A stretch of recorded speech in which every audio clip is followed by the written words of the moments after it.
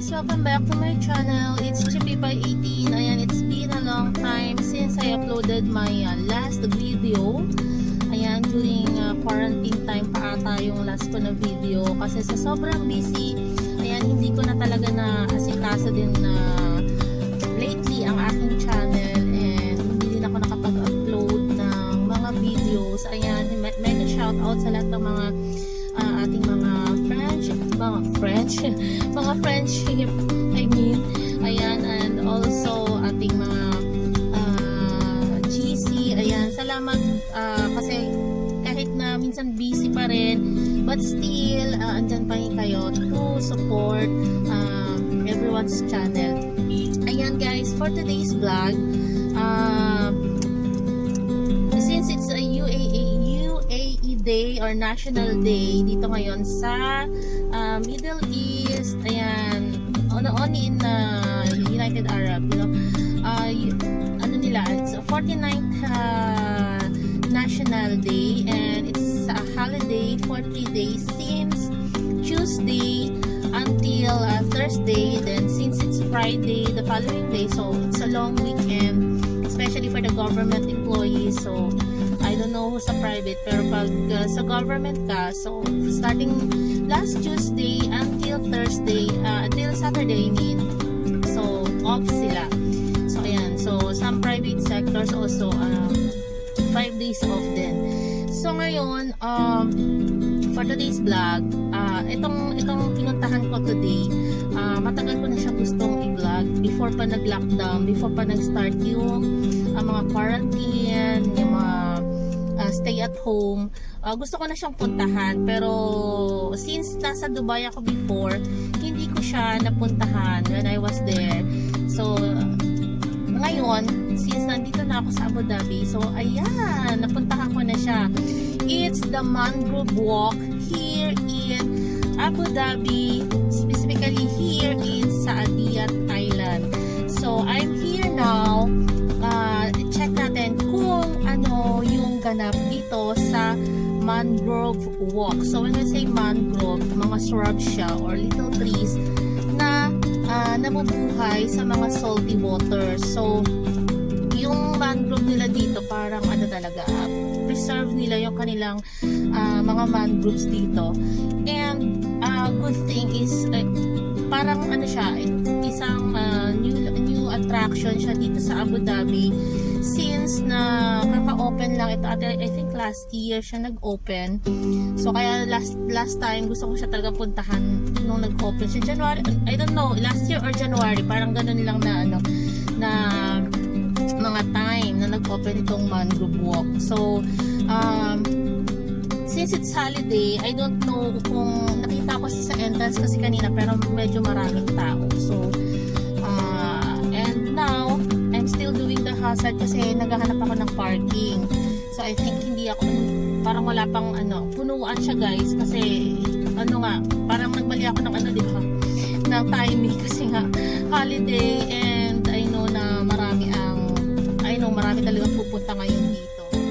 So ayan guys, nakapark na ako, and let's check inside kung ano ang mga ganap. Sa nakikita ko parang ang daming tao. So let's go, let's check inside kung ano ang mga pwede nating makita sa loob ng Mangrove Walk na ito.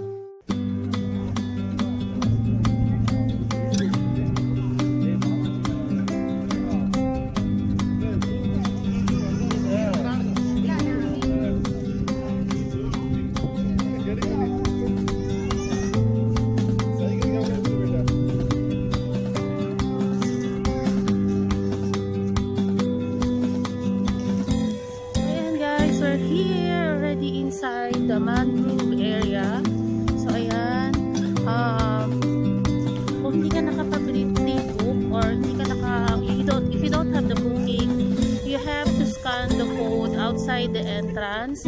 Ayan, and after you scan the code, you have to fill up everything sa form na nasa website nila, and you have to pay 15 dirhams for the entrance fees. So ayan, So, nagbayad na tayo. So, we're here already. At, ayan, there's two boardwalk that you have to walk with, which is the longest boardwalk will be 2 kilometers and the shortest is 1 kilometer. So, let's try kung makaya natin ang 3 kilometers. So, we will take the 2 kilometers and the 1 kilometer boardwalk na nandito sa Mangrove. So, ayan. So, since it's holiday, ayan, medyo punuan ang yung iba naghihintay na ma-empty muna yung mga nandito sa loob. So, I don't know what how many kilometers this one yung tinitake ko ngayon, but I think it's the longest one. It's the 2 kilometers. I think it's the right. So, ayan. So, that will be yung sa aking likod will be the base.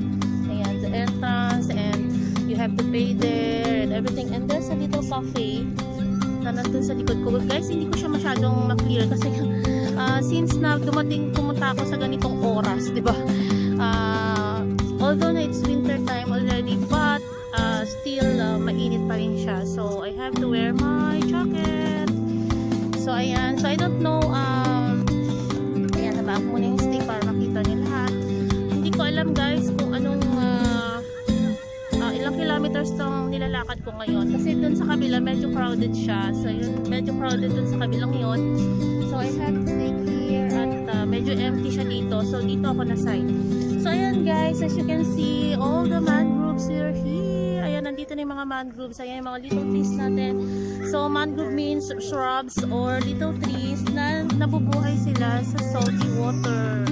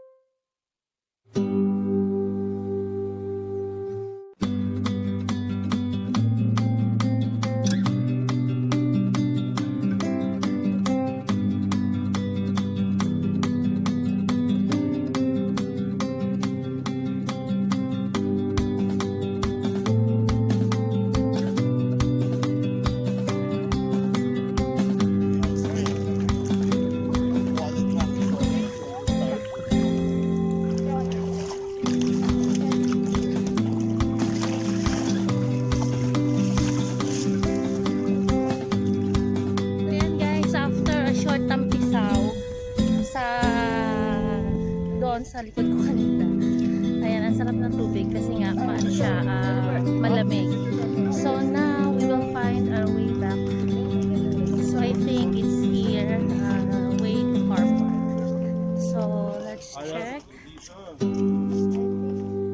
Ayan, this is our way, exit to car park. So kahit pa ano siya, ikot yung mga beach or yung floating platform nila guys, basta hindi ka rin mawawala kasi may mga sign bawat beach na dinadaanan mo. So may mga direction siya. So ayan guys, so we're on our way going to the car park. So I don't know if naikot pa na siya lahat, pero I think hindi kasi masyado siyang malawak, pero I think almost naman naikot ko.